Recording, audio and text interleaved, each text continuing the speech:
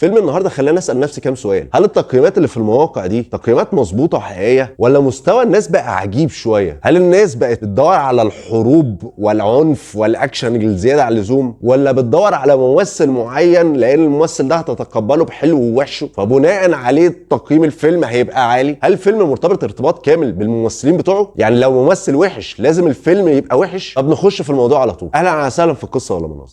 بقول لك ايه يا كابتن، الفيلم ده قصه ولا مناظر؟ فيلم النهارده فيلم شاربر. Sir, the police are here. Police? I'm gonna pay you for your time. Stop. He's not a cop. This is what my son does. You're gonna steal a lot. What are you doing here? Just wanted to say hi. Had a good time. All right, cool. See you around town. You like him a little bit. Of course I like him. He's a billionaire. We're celebrating. What exactly are we celebrating? Billions of dollars. You lied to me. We're all human. Just doing the best we can. Did you tell him? I'm gonna take $1 billion and aim it in your direction.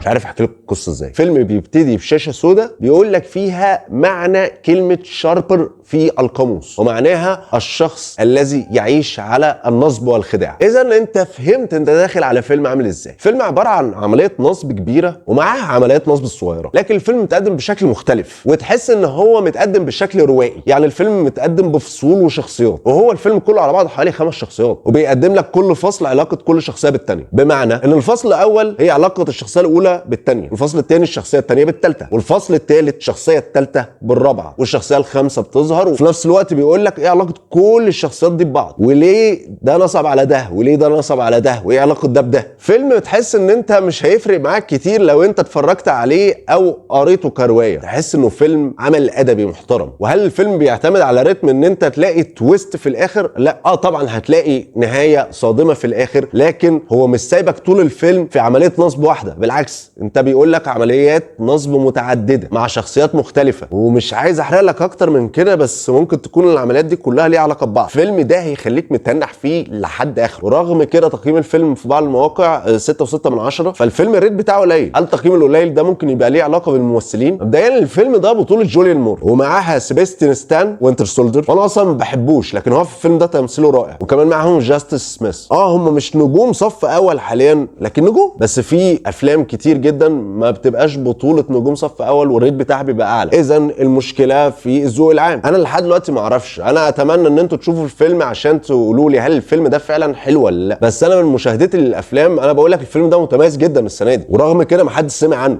بقول لك ايه يا كابتن، الفيلم ده قصه ولا مناظر؟